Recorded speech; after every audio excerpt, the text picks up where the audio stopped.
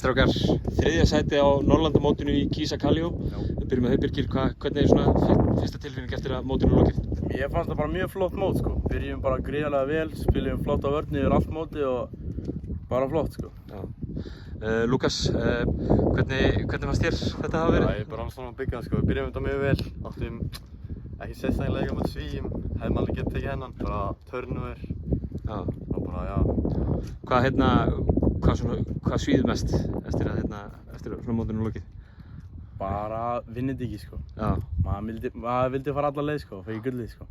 Þú voru nú alveg í svona tækifæri á því. Já. Það var ekkert lið sem var eitthvað það mikið betra. Nei. Hvað nú talaði að þetta sé svona lærdóms, að þú veist að liðin vil alltaf vera betri dag frá degi. Hvernig finnst þér þetta hafa verið, Lukas, svona frá því að byrja að æfa og svo á mótinu úti?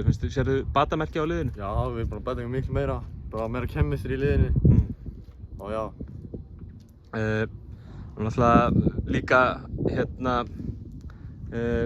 Evrópumót hjá okkur, núna bara innan við nokkrar vikur. Þetta er fyrsta landsliðsverkefni ykkar, eða ekki? Já. Hvernig finnst ykkur að vera komnir í bláan og hvítan? Þetta er bara mjög flott sko. Bara læra á leik og spila á móti betri strákum og bara flott. Er það mikið ólíkur körfubolti heldur en þeir eru að spila hjá félagsliðum á Íslandi? Kannski aðeins meira kontakt en ég veit það ekki. Bara svipað sko. Bara betri vörn, vera að pressa full kort og allt þannig sko. Evrópumóti eins og ég segi, handa á hornið, hvert eru þið að fara? Búlgaríu. Búlgaríu? Já. Það mættulega fleiri sterkir andstæðingar sem býð ykkar þar? Já.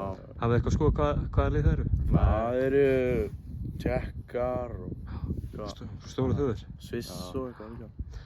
Innilega til hamingju aftur með þriðja sætið, Já. vel gert og gangi ykkur innilega vel á Evrópumótinu. Takk fyrir. Takk.